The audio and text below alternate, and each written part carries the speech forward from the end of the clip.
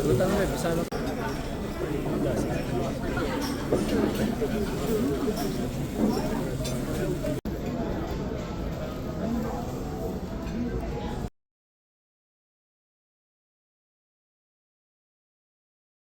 after naming mag-lunch, dumiretso na kami dito sa Marshalls. Napaka-supportive husband ng peg ng asawa ko ngayon dito, guys.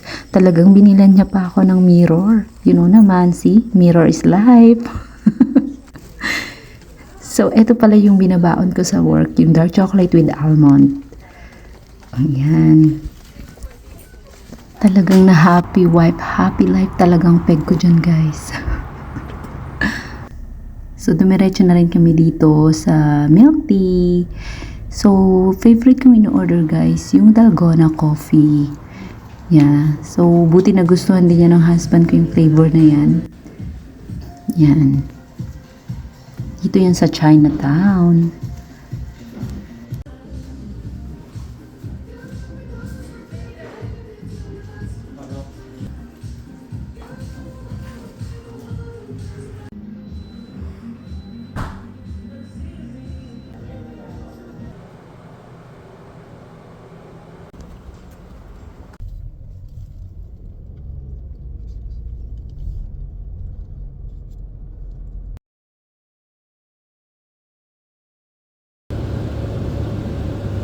Hi guys!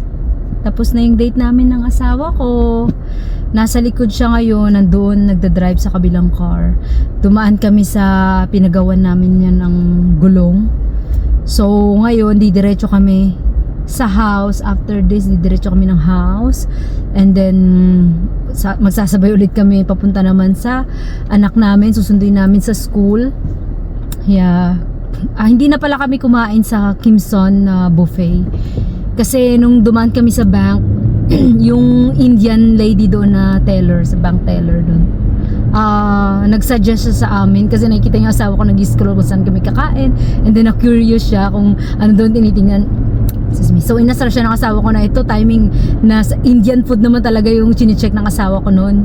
So yung Indian lady nagsuggest siya ng nagustuhan niya na restaurant, na Indian restaurant. So itinry din namin doon. I think Agas yata yung name ng restaurant. In fairness, ang sarap, guys. I-rate ko siya ng from 1 to 5, I think 4.8. Yeah, yung asawa ko din yung rate niya. Yeah, so after na nagpabili na rin ako sa asawa ko ng mirror namin para alam nyo na, pang selfie-selfiehan ko na rin. Buti timing, sa tabi nun may Marshalls na store. So nakabili na kami doon. Yeah. So nakakatuwa talaga, guys, na makapag-date pa rin sa asawa natin, no. Kaya sabi ko sa kanya, talagang dapat talaga ano siya, parang it's a must talaga na makapag-date kaming mag-asawa kasi medyo nalaylo rin kami noon nung baby pa yung mga anak namin. Buti ngayon nasa school na sila, nakakabawi na kami na makapag-date, 'di ba? Kahit na hindi na siya date night. Lunch date na. Yeah, so yung mga ganyang simpleng quality time lang sa husband natin, 'di ba? Parang malaking bagay na talaga siya. So finally, guys, nandito na ako sa bahay. God bless sa inyo pong lahat. Ingat kayo lagi. Bye bye.